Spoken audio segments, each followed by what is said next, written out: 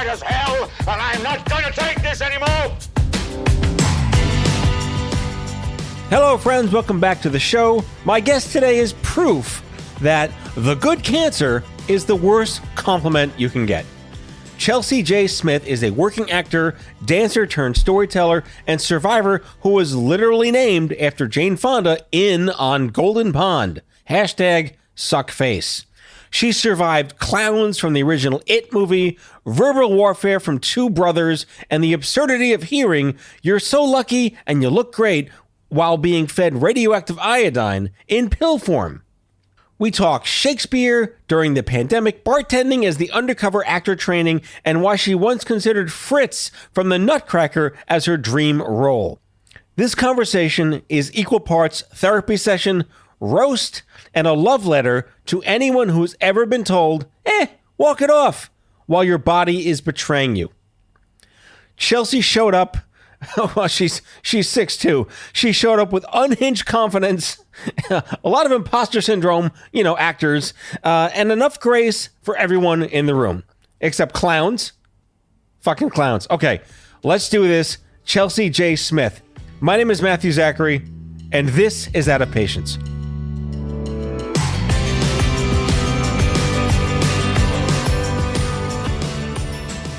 I'm going to give you some pre-homework. Okay. At the end of the show. Okay. So what I've been doing for the last year is I feed my guests into my chat GPT. Oh. With as much information as possible, including downloading YouTube videos and getting transcripts. And I ask it, if you were a Netflix series, what 3 pop culture soulmates would play you combined? Oh. And I reveal it at the end of the show. Oh, this is very exciting. So keep that in the back of your head. I will. When we get to the lightning round. Oh my goodness. Yeah. All right. But I obviously, in stalking everything about you, because I already knew enough about you to not know that I knew enough about you. Yes. For you being here on the show. I love that you were named after Jane Fonda. Sure am. On Golden Pond. I am forever scarred by hearing Peter Fonda say "suck face." Oh. It's kind of sweet though. Yeah. Right? And then doesn't she say it to him like Katharine Let's Hepburn? suck face. Yeah, do you want to... She says something before. It's a good line. Yeah. I know. It just kind of haunts me a little bit. That's fair. That's fair. Like watching Tom Cruise kiss Kelly McGillis in Top Gun. Very creepy for 11-year-old boys. Why? Tongue.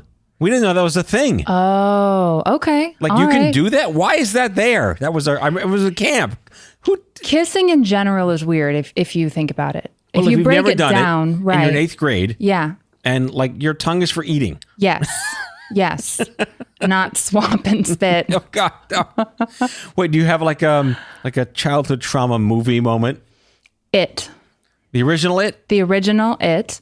I saw, I think when I was about 7, my middle brother Kevin and I saw it at the Neighbors, and it was terrifying. And I am forever terrified of clowns. Yeah. In what, fact, you were beforehand? Well, I don't know, because they're kind of jolly or whatever. And then, when he's in the gutter and the little kid is there and then he smiles and he has those creepy teeth. Yes. Anyway, it still haunts me. You a fan of the remake? I can't watch it. You suck it up. Suck face. I can't watch that. All right. I'll watch that. You watch Henry Fonda. On Golden Pond again? That's right. I think I won that bet. That's an easier bet. I think you did. So you're in town for some Shakespeare stuff? Yes, I am. Have you done Shakespeare? I have. I got into Shakespeare. So I started acting later in my journey because I was a dancer and then got into acting. And You're 6'9" and skinny. You were a dancer? Come on. Don't lie to me. Listen, I was meant to play volleyball. I'm the youngest child and needed attention and put myself on a stage. Yep. So I started doing Shakespeare during the pandemic. This man, I'll give him a shout out. As one does. Yes. Well, I guess that's not the most obvious choice for the pandemic. Some people did adult color books. That's right. You did. I was working on my Shakespearean verse. That's right. So this wonderful teacher, Rob Clare, he's in town. So I needed to come, I lived here for a long time, needed to come out anyway. This will come out after the fact because I actually didn't tell a lot of friends that I was in town. All right. Well, you'll have 6 months to apologize to them. Oh, perfect. Yeah. Oh, great. They won't even know when this was then. Right. All right. I'm off the hook. Yes. So do you have a favorite? Are you a comedy, a tragedy? Both? Both. You know what I love? Well, Shakespeare specifically, there's plays called the problem plays because you can't quite put them. So there's The Winter's Tale or Cymbeline. And that's what I find in general where comedy meets tragedy, which feels more true to life to me. So it's not just one or the other, which I find really exciting just in general. Even on TV right now, I think things are really blending genres and I love that. So I don't know a lot of working actor friends. Okay. And so you occupy an interesting tick box. Yes. Thank you for calling me a working actor. I appreciate that's you. That's really what it is. I know. It was good to hear. See, I'm aware. I have a prescience about me to understand this. You do. Yeah. You do. A movie star. No. That's right. Is there really such a thing as the acting bug? Always perturbed me. In what way? There wasn't a music bug for me. I just caught the bug because people say like they caught the acting bug. Yeah. Because you were already in the performing arts. That's right. I do think there's a. I don't feel like I ever I caught the acting bug. I think I just always had a need to express and tell stories, and that used to come out physically through dancing. And then I really just stumbled into an acting class and fell in love with it. So I don't know that if it was one day like, ooh, ah. Yeah, right. Yes. What kind of dance did you practice? Ballet. Okay. And then kind of everything. In college, I did more modern dance. And to your point, I am quite tall. Not exactly 6'9", but close. No. But when you're 5'7" on a good day with flats, that's right. As a nice Jewish boy. That's good. You were honest. Most men, apologies, lie, I would say about 2 inches. So when I was single and out in my 20s, the guys would be like, I'm 6 feet. I'm like, you're not. You're like Trump is 6'1", 220. That's right. Yeah, exactly. So is Dwayne Johnson. That's right. Exactly. That's right. No, I asked because I was the accompanist in my undergraduate for the modern dance troupe. Oh, that's wonderful. How was that? Well, first of all, I got to see cute chicks in leotards every day. Yes. And get paid for it. Listen, that is it. Yeah. Yes, that is it. My baller freshman, sophomore, junior year Absolutely. of college. Yeah. All men just go into dance because whether you like girls or boys, it's great. Yeah.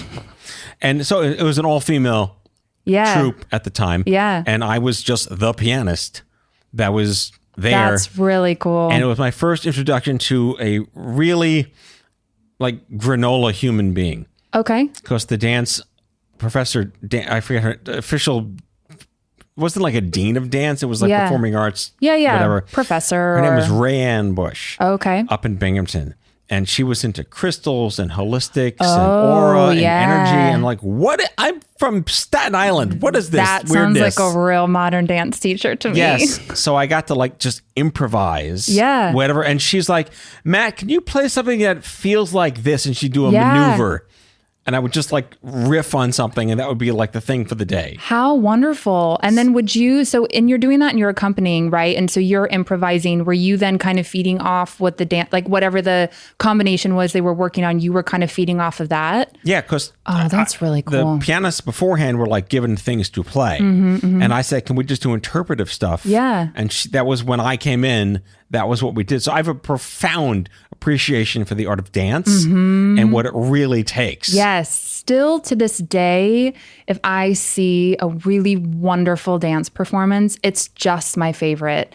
Even above an excellent play, there's just something about dance I find really transcendent. So it just reaches, I don't know, some type of higher plane. And when I watch it, I just feel like I'm 8 years old again at the ballet. So does the Robin Williams, Nathan Lane, Twyla, Madonna rent space in your head?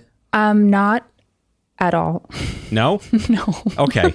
I had to ask. It's I'm just a layperson understanding every miraculous choreographer's name in a quick bit. So I've only ever really been starstruck when I was living in New York and the ballet company, American Ballet Theater, they're the touring company. So they would perform in Los Angeles and that's who I saw. And I remember, so I used to work by Lincoln Center and that's where they perform at the Met. And I saw this ballerina named Paloma Herrera, who is just perfection. And I saw her on the street and I just stopped walking.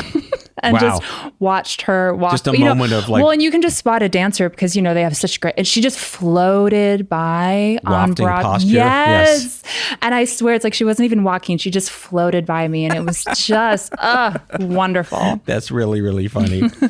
So we're going to get to the quick oh shit moments in your life. Oh, but great. I always, not like a deep dive cancer conversation, but Yes. I love people's reactions to, you got the good one. Yes. You're so lucky. Yes. You have the good cancer. Yes. So when we started Stupid Cancer, we kind of flipped that. It was like, you had the slightly less horrible cancer. That's right. Yeah. That's right. Yes. Yeah. Did you even understand what this was when it happened? No. Yeah. No. Tell me No. more. Yeah. Nope. That's it. Yeah, good. All right, good night, folks. End of podcast. Try the veal. I just came here to talk about ballerinas. We're going to get back to that. That's right. Yeah. So I was quite young. So I'm 19. I was in college. Again, being a dancer, very in tune with my body and course. everything. Yes. But I had this swollen lymph node. And I feel, I don't know the right word, like proud of myself because I questioned it. I felt like something was wrong. I questioned it. But it was months of it's nothing, it's nothing, it's nothing. So I really wasn't prepared for it. I don't know. I don't know if you're ever prepared to hear that you have cancer. Wait, you didn't go to Cancer University to get it one day and know what to do? Yeah, I know. Shame on I you. really should have. You spent too much time in If dance. only we knew each other then, Yes, Matthew. You could exactly. have told me. Sliding doors. I know. If only.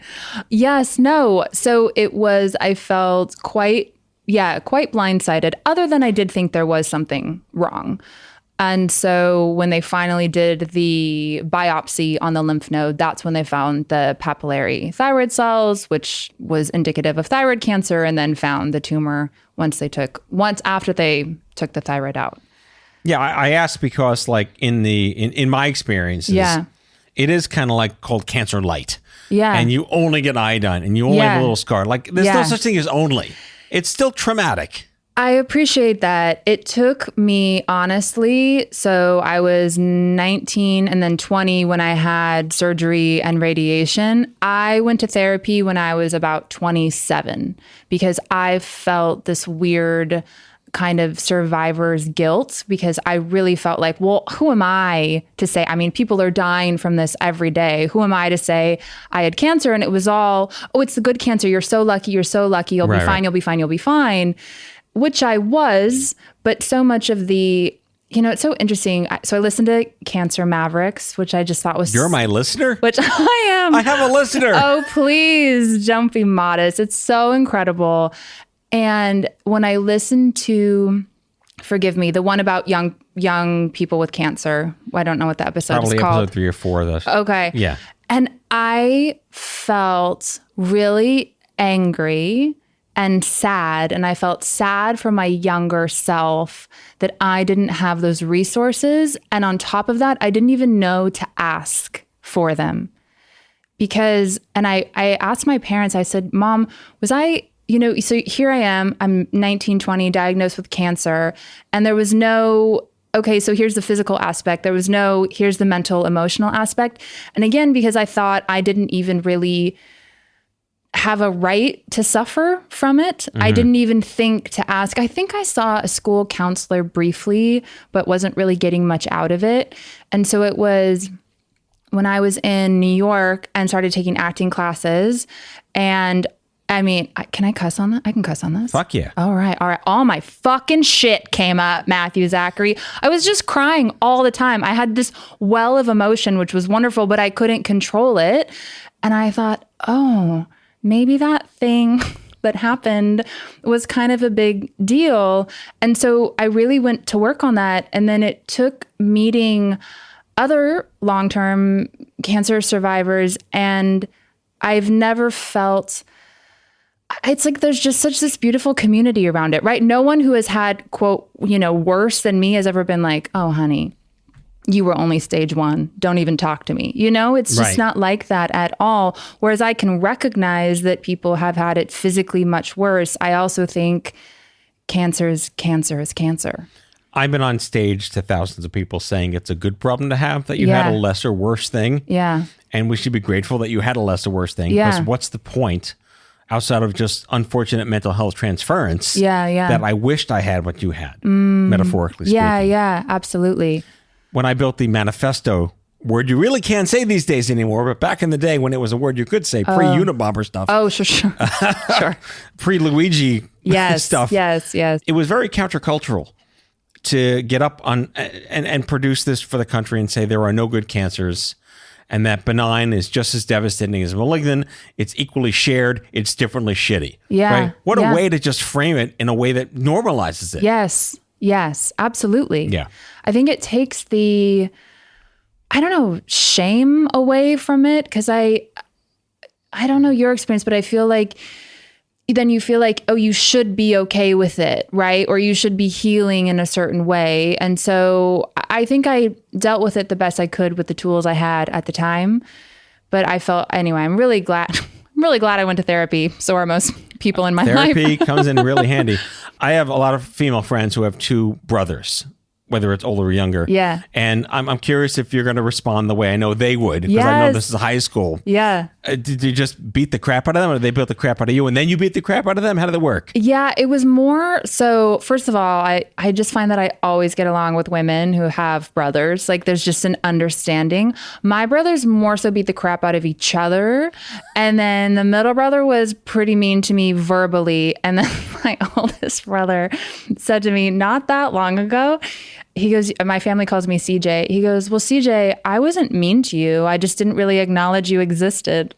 That's love. That is like, sibling love. And I could see him as he was saying it, process what he was saying. And I was like, yes, exactly. Remember, I put myself on a stage so people would pay attention to me. Exactly. But it did. Did it toughen you up? It absolutely. And it made me now, I don't know, grateful for my relationship with men. I have great relationship with women. Great relationships with women as well. But there's just something, I don't know, I can get along with a big group. I can speak dude. You can speak dude.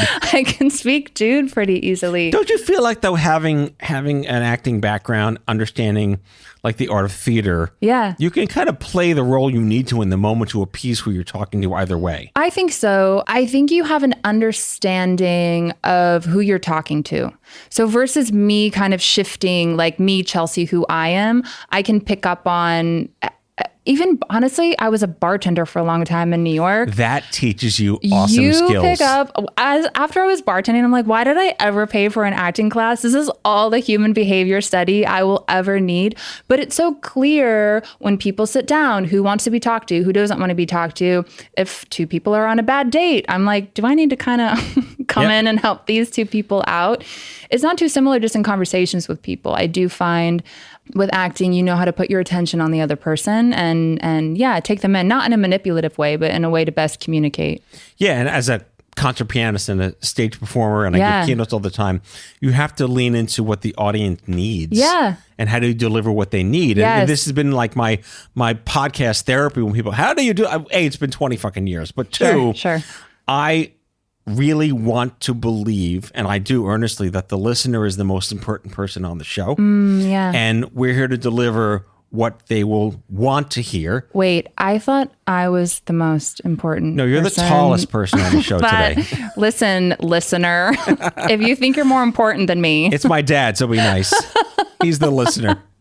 Sorry, Mr. Zachary. Yes. Thank you for listening. We had a running joke at Stupid Cancer, because at the end of the day, I think after when I stepped down before it became this show, we had 4.8 million streams. Oh, this is before they counted listeners and followers. It was streaming for a little while, and the honest joke was that it either meant that 4.8 million people listened to every episode once, or one person listened to every episode 4.8 million times. So that was Dad coming in hot. Yes. Yeah, way to go. Listen, thanks, my parents come to every show. They're always there. They're always supportive. So I can always count on my folks to be good audience members. Yes, but it just speaks to, I didn't do bartending, but I had a Billy Joel moment in high school because I played piano at a lounge for 3 years. Same, very similar. It was like this underground what Italian you were doing. speakeasy.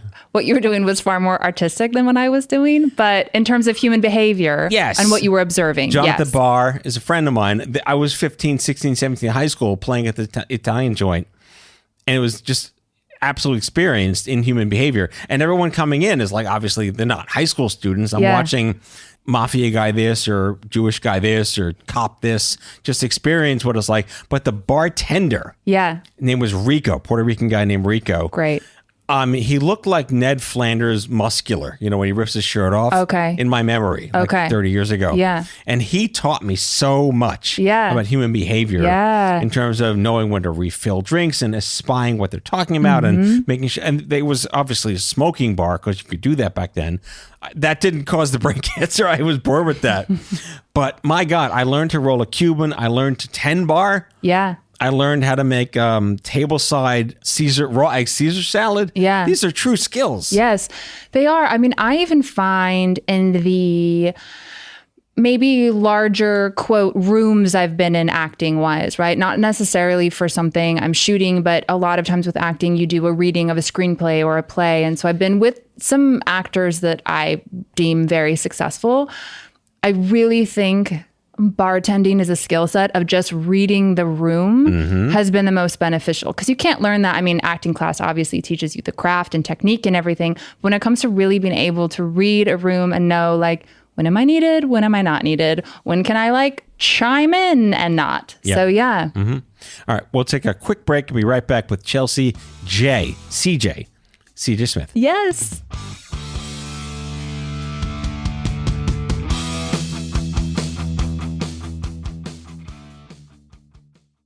Shopify's point of sale system helps you sell at every stage of your business. Need a fast and secure way to take payments in person? We've got you covered. How about card readers you can rely on anywhere you sell? Thanks. Have a good one. Yep, that too. Want one place to manage all your online and in-person sales?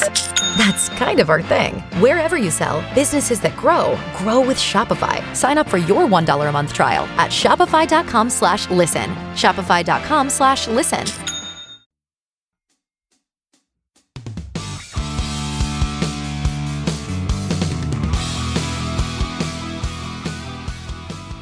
And we're back. And we're back on the Midnight Shift with CJ Smith.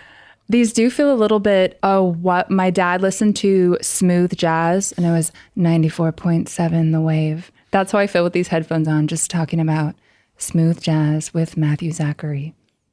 You've done VO too, haven't you? I'm getting into it. Actually, Okay. I'm getting into audiobooks. Really? Yes, my mother wrote a book.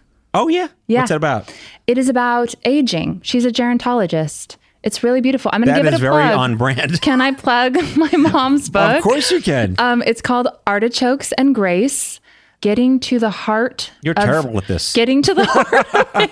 Good thing I'm not her Sorry, agent. Mom. I'm not her agent. It's a really lovely book about dealing with aging parents and then her own generation getting older. And it's all told through, really, it reads like a first person memoir. And then it's told through a series of interviews. And you're doing the audiobook for it. Yes. That's fantastic. Yes. Yes. That was a long-winded way of saying that.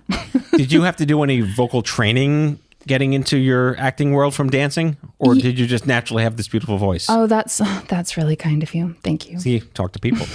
I bartended. I once had, I kid you not, I was shooting something and the producer's niece came and I lowered my voice a little bit for the part and it was very sweet. So she came up to compliment me and she's like, "Oh my gosh, you were so great. And I just love your voice." I go, "Oh my God, bless your heart." I have never said "bless your heart" in my life, nor does my voice usually go up that high. But that's what came out. It did because I was like, "Oh my God, I have a fan. Thank you." That's hysterical. When I did Cancer Mavericks, I had to take voice lessons. Oh, you sounded so... Wait, can we talk about you and Cancer Mavericks and how incredible that whole show was and how incredible you are And Go on. we just met because I followed you on Instagram, and then you followed me back and took the time and checked out my page and looked at another podcast interview, and you took the time and reached out, and I was starstruck. No. I swear, because I had just been listening to Cancer Mavericks, and then I was checking out your page, and then when you wrote back this very kind, thoughtful note to me, and it just really meant a lot. And I played it cool, but I was like, oh my God. Again, oh my God, Matthew Zachary reached out. Bless my heart. Bless your heart. That's crazy. Yeah, I'm a obviously unapologetic type A personality. Yes. I talk very quickly. And when we were doing this, we worked with the former head of Slate Podcasts, was the EP for Mavericks. Okay. And he's like, dude, you got to slow down. So I had 3 months of voice training on how to learn to Morgan Freeman myself. Yes. Or to David Attenborough myself with strategic pauses. Yes. Yeah. It makes a difference too. And even now that I'm getting into audiobooks, I've been listening to audiobooks a lot, and you can really tell because it's such an intimate. Yes. It's just your ears. You're inside the person's head, right? Like inside their ears. So it's such a different way of communicating. So anyway, I'm working on it. So this is a very, very New York question, but were you in therapy before you got sick? For any reason whatsoever? No. That's good. No. I thought I had my shit all figured out, Matthew. Turns out. So did I. Turns out not so much. I'm going to go be John Williams. God, no, you're not. I know. But you still play. I do still play. My daughter plays now too. Can I ask you a question? No. Great. Go ahead. Good talk. Yes. Good night, folks. And again. we're done. Time for a break. How long did it take you to shift from what you thought your life was going to be to embracing what it became? About a decade. Yeah. This is kind of what I'm writing in my book. I have a book coming out. Actually, this will air in the fall. The book's coming out in June.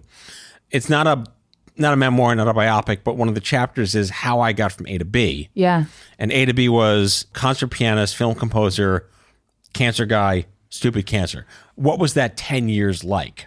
Again, not a biopic, but it's kind of like what I happened to be happening into at the time. I didn't have a 20s. I really didn't. I was infertile. I was impotent. I was bald. I couldn't really eat solid food for a while. I was neutropenic. Nothing worked. It was embarrassing. And back then, I read something like your brothers used to tell you to walk it off. They told me to walk it off. Yes. Like, get over it. You're fine. Yeah. Go Walk live it your off. life, You're Mr. good. Bald, dying kid, whatever. And yeah, there really was no handrail, no guardrails, no therapy, no anything back then. I kind of forgive the 90s. It's not a precedentable thing these days. Thankfully, we have wraparounds and nice. Yeah. But it took me 10 years to figure out what I want to be when I grow up, because plan B was like just tinker and fix computers. And that's kind of what my job came to be, being miserable, schlepping to Manhattan, fixing computers and coming home and playing piano for an hour. That was gone. Yeah. So, I mean, and that really is, it took me 10 years. And as the story goes, and I think this was in Mavericks because my buddy Craig Lustig, who's, I think he contributed, was the first like cancer buddy I ever met. I didn't know it was possible to meet another. In his case, lots of boxes were ticked. Bald, Jewish, New York, brain cancer in his 20s. Soulmates, come on. And he was gay, was straight. That was the only thing that was different between the two of us. Still one of my best friends. And he happened to be on the board of directors of a very powerful patient lobby group in DC. Again, it just happened to be. Yeah. And he saw me give a piano concert somewhere, stalked me, met him at the Soho Hotel in the city. He said to me, how would you like to be a cancer advocate? To which I responded, what the fuck is a cancer advocate? Sure, yeah. Because that was not a thing back then. No. Like I knew like Deborah Winger died in terms of endearment. William Hurt died in The Doctor, right? Macaulay Culkin died from bees, not cancer. That's right. Like, does anyone live? Yeah, right? yeah. And he's like, it means, I'll say it this way. He said to me, I think it's going to mean for you that you're going to be able to help the next you have a less shitty time. And I stuck with that. Yeah. And that became the DNA behind Stupid Cancer and the young adult cancer movement. That's really powerful. Not about cure. No. Not about research. Yeah. It's how can we make it suck less? Yes. Because it sucks. Yep. And it can suck differently, but it still sucks. It can. It still sucks. That, if anything, I don't know. How do you phrase it? Because it feels weird to say, oh, I was grateful that I had cancer. Because that just saying I don't know. I don't know that I don't have the right expression for it. But at the same time, that's why what I love is that, oh, yeah, we can talk about this here. I wrote something that I called Good Cancer. And because I kind of love... Was a love letter to hating to have gone through it? No, well, it's a short film that I wrote that I based film. off. Yeah. It's a short film that I want to direct, which I want to talk to you about, not now, but, later. Okay. And I know where I live, so, yes, yes. But it's funny because I've come to really embrace that because good cancer. And then there's part of me that feels like, I don't know, it was good. It's the thing that shifted my viewpoint just about life and the world and how I relate to other people and treat myself the most by far in my experiences in life. So the jargon that is used currently is called benefits of lived experience. Okay. I hate that. That feels so... it's robotic. Robotic and just like very correct. Well, that's what the academics refer to it as. It feels, and that's what I think the issue is, that cancer, the language around cancer is very cold. Yes. And sterile and professional versus just saying, so what I've learned to say, if I have friends going through it or anything, I feel so grateful that I can show up for people in the way of like, this is really shitty and I'm sorry and I love you and I'm here. And that's the only thing that matters in that moment. Yeah. Not you poor thing, not you look great. Yes. Or anyway, we can go through all the things that people say that is I've learned that it's well-intended, but also a lot of people don't know what to say, because what do you say to someone that has cancer, right? But I find I've kind of helped some friends do that because they're like, well, I don't know what to say or blah, blah, blah. I'm like, well, the good news is it's not about you. It's about the person you're reaching out to. So just tell them you're here and you love them, or whatever it is that you want to say. They're going to feel good knowing you're thinking about them. Yeah, that's enough. I've learned to impart that there's a forgivability to those who don't know what to say. Because it's natural to not know what to say. And your knee jerk is to just say, it's going to be, you're good. It's going to be okay. You're fine. Yeah. Yeah. Have a cat. Yeah. For me with thyroid cancer, because when people think of thyroid problems, they think of gaining weight. And I remember this woman ran into my mom in the market and she was like, oh, I'm so sorry about Chelsea, but like, how did you guys know? Like, did she gain weight? And my mom was like, no, that's pregnancy. What? And I was like, Mom, you should have said yes. So then the rumor mill, could have gone around that Chelsea Smith got really, really overweight. But yeah, I mean, I don't know. People don't know what to say. Again, it's forgivable. Yeah. But it's tough in the moment. It is. Because you feel like you're being pitied. Yeah. But I think, yes, it is forgivable. And I think now on the other side of it, and given, how much work you have done and you're very involved in this space, I think granting grace for people is very, very important. There's just such a power to knowing you're not alone, but it's often such a cat poster. Yeah. And sometimes people just don't want to connect right away. Yeah. Yes. Actually, I didn't. There was a girl that I went to high school with, and I think she was a couple years older, that we didn't really know each other, but we knew each other through people. And she had thyroid cancer in high school. And so we were connected. And I remember reaching out to her and she wrote me back something very sweet. And then I just didn't reach out to her again because I don't think I was even really ready to process it at the time. Yeah. One of the most profound things I ever heard it's about picking your favorite kid kind of story, was that I was at Johns Hopkins and I was giving a workshop to some teenagers facing cancer, and one of the nurse navigators was there who also was a childhood survivor who somehow didn't know about stupid cancer, which is fine, forgivable. That's great. And she's like, oh my God, I wish I had this. I was like, well, we could probably still use your help right now. She's like, no. I was like, good for you. Yeah. Be who you need to be. Yeah. Wasn't offended. How dare you not want to do this? Yeah, it's like, she knew. Own what you need to be. Absolutely. Yeah. And I think people have their own boundaries around their own experience, and that needs to be respected. So, good on her and on you for not being offended. All right, so I'm picking off your website. Oh, no. What was the weird things you don't know about Chelsea? It was another Katharine Hepburn quote. Yes, it's a good one. What is about her? Golden Pond? I don't know. You're just enamored by her? Apparently. I mean, yeah, well, read the quote. It's a good quote. Wait, do you know the quote? You should be able to, all right, I'll read if you don't row your own canoe, you don't move. No, that's the crux of it. Yeah, good. It's phrased in a more Hepburn way. All right. I can't do her accent. Don't. God, I'm not even going to try. Don't. No. Don't. Because also her accent is done more when she then had Parkinson's, I believe. So. Yes. Yeah. As one goes through life, one learns that if you don't paddle your own canoe, you don't move. Yeah. Yeah. Yeah. That's like surrendering to the river and yet having free will at the same time. Yeah.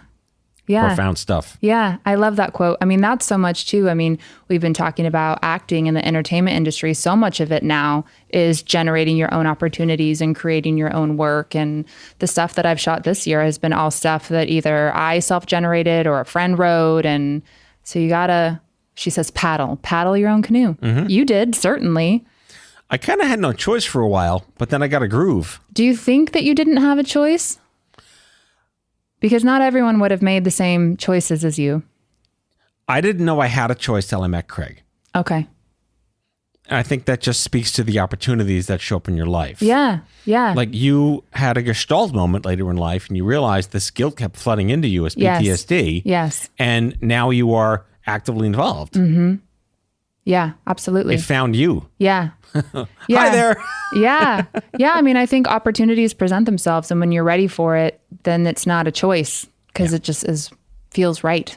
Well, you've given yourself permission to own this. Yeah. It doesn't define you. Yes. You are, I would say, you're informed by it. Yes. It's not a story or an identity that you're clinging to, right? It gives you agency, I think, when you work through it and then become involved, whether it's helping other people or speaking about it. I think for me, so much of what I had a hard time with, especially being a dancer, was just my body doing something to me that I had absolutely no control over. That was probably one of the hardest things for me to come to terms with. That still kicks up. It's a major betrayal. It still kicks up. I mean, if I'm at the doctor and just even something seems like it might be wrong or we don't know what it is, it just immediately, that feeling and that fear comes back of like the oh shit and the unknown, right? That feeling of it. It's like you're not a hypochondriac until... That's right. Selective hypochondria. And my poor friends, like all these years now, they'll be talking to me and I can tell that I'm just kind of the cloud of doom, right? God. Because it's like, I can't really say it's probably nothing. And usually it is nothing or something, but maybe not cancer. But I'm kind of like, yeah, you got to get that checked out. Mm-hmm. Go to the doctor. So I have to ask you some blatant Hollywood questions. Great. Who do you take inspiration from acting wise? Ooh, good one. I think Cate Blanchett. Yes. Is a goddess. The queen. I'm a big Jessica Chastain, Rose Byrne. Those are kind of my top gals. Viola Davis. Oh, Viola Davis. Yeah. Is it Viola? I'm just a musician and I say Viola and I say Viola. God, I'm going to meet her one day. What if she listens to this? Hey, Viola Davis, my other listener, my dad and Viola Davis. Allison Janney, I love. Oh, love her. And then West Wing, right? Yeah, West Wing. Mm-hmm. And she... Among many other things. And I think with all of these, how we were talking earlier, either offline or on the podcast, about genres blending and when it's like not quite comedy and not quite drama. I think these actresses are all masters at that. Or like think of Diane Keaton or Leslie Mann, I think are the queens of comedic breakdowns. And like they're really crying. Or the scene, oh my gosh, Rita Wilson in Sleepless in Seattle. And then she's crying because she's talking about An Affair to Remember. And she's like, with her shriveled little legs. And I'm watching this with my parents. I was like, I bet this was her audition piece because that is hard because she's sobbing about a film and it's hilarious. And then actors, Sam Rockwell. I'm a big Sam Rockwell. He actually I went to the William Esper studio. And so he went to and also trained with Bill Esper. So there's a small part of me that I'm like, well, we have the same training. So if Sam can do it, Why not? Why not? Yeah. I'm ride or die Gary Sinise. Oh yes. What? Where is he? I don't know. He's so good. He lost his son to cancer 2 years ago. Oh. Very tragic. But I'm just in terms of like Liev Schreiber. Yes. Like that level of that deep level. Yeah. I'm not like a Christian Bale method guy. Okay. But it's like that. Okay. It's actors who could transcend the stage. Yeah. And yeah. Oh, you said stage. So I was thinking of theater. Laura Linney. And yes. I've seen Laura Linney. I mean, Ozark just shot her up beyond imagination. I saw her perform live. I saw her in a play. They were doing this play, Little Foxes, and she and Cynthia Nixon switched roles. So I saw it both ways. Oh, wow. They were both incredible. Laura just had, like, you couldn't take your eyes off her. That's what I love about theater so much. She was on the show when she got sick. What? Laura Linney. Really? Yeah. I had her on the old show. It was really cool. Yeah. I got starstruck just like by adjacent knowing you talked to her. She probably has no idea, but she was on the show. Yeah. But yeah. Wow. Very cool. Yeah, we had a couple of celebrities on the show. That's cool. I mean, it's unfortunate they were on the show because they were sick, but it's so bizarre. So I am a volunteer with Cancer Hope Network. And so shout out to Cancer Hope Network. Shout out Cancer Hope. And so they partner people who currently, it's really if you're impacted by cancer, rather directly or indirectly, kind of in any stage, and then they partner whoever, the person with someone who has had a similar experience. So oftentimes I am partnered with young women who are going through, usually it's thyroid cancer, but usually it's kind of younger women. And it's such a bizarre feeling because I feel so good doing it, but I'm like, I shouldn't want there to be a young woman with cancer that needs help. But I'm like, oh, cool, I got a match. But then also, shit. Yep. Yeah.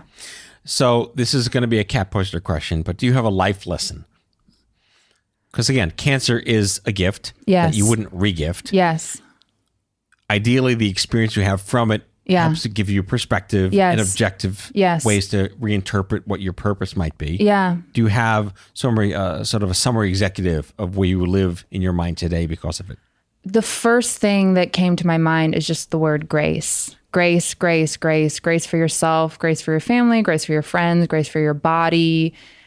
I really always come back to that. And I'm not always great at granting myself grace. And this isn't any aspect of my life. I mean, especially in a career like acting, nothing is ever enough. Well, you're your own worst critic every day. Me too. Of course. Yeah. There's always something else or something you should be doing or could be doing, or what if I had done this or had done that? And it's letting go of that.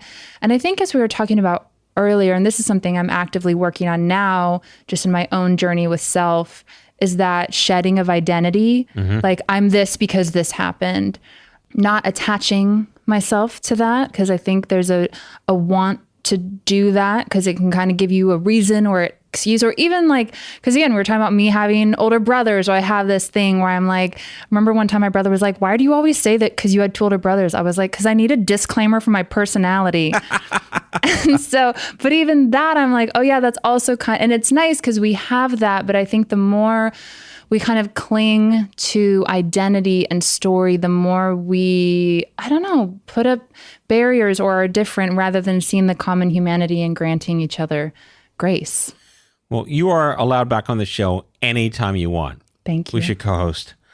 Yes. Let's do a co-hosting. Next oh time my we are God, Chelsea please Sound don't co-host tease show. me, Matthew Zachary. Hire me now. You're hired. You heard it, Matthew's dad and Viola Davis. Yes. My 2 listeners. Smartless does the same thing. Bateman always jokes that Sean Hayes' cousin is the only listener or something like that. Oh my gosh. I love Smartless a lot. And I worry that if I ever see one of them, I'm going to be like, oh my God, Sean. Like, I think that we're friends. Yeah. Hey, Will, what's up? You must have that. I know we're about to wrap it up, but do you have that with people? What is it called? People must have this with you. Is it a parasympathetic relationship? People must feel like they know you because you're so active. Yes. Do you they find don't know that? who I am, but they know the me, the persona. Yeah. Okay. Yeah. And I would imagine a lot of people tell you their story. Does that get put on you a lot? It's a terrible privilege, but yes. Yeah. Learn to listen. Yes. With grace. There you go. See, full circle. Look at that. You're good at what you do. All right. Your lightning round, you have a choice. Oh my gosh. If you were a Netflix series, what 3 pop cultural soulmates would you be? Your choice is, do you want millennial, Soulmates or Gen X soulmates? Millennial. Okay. You are Issa D from Insecure. Oh. Creative, awkward, self-aware to a fault, balances ambition, insecurity, and honesty while trying to figure out what the hell it all means to have it all. Oh my God. You are Fleabag. Great. Performs pain like it's theater. Uses humor to deflect, connection to survive, and has no tolerance for performative bullshit. Owns your damage, relatable chaos. And you're Abby Abrams from Broad City. Oh, wow. Earnest, scrappy, rides the line between imposter syndrome and unhinged confidence. Loyal, lovable, and always pushing uphill with a weird sense of hope. Can I please get imposter syndrome and unhinged confidence on a t-shirt? Yes, you get to keep this. That's your souvenir. Oh my God, I'm framing this. Yes. That is so funny. That is my ChatGPT's interpretation of you based on my op-ed of you to it. I know that I'm supposed to be against ChatGPT just with AI and everything. It comes in handy every now and then. It is an excellent synthesizer. Yes. Yes. Like it obviously lacks consciousness, so it doesn't have that creative spark. Or so we think. Until when this is released, maybe it will. Right. Bum, bum, bum.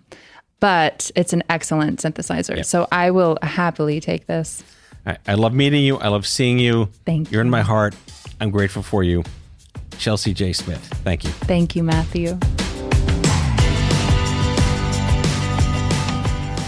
Out of Patience with Matthew Zachary is a production of Matthew Zachary Worldwide. The executive producer is Matthew Zachary. It is mixed and edited by Kyle Moore. If you like the show, ratings and reviews are always welcome wherever you get your podcasts. If you have guest suggestions or would like to learn more about sponsorship opportunities, email podcast@matthewzachary.com. For more information about Matthew Zachary and Matthew Zachary Worldwide, visit matthewzachary.com.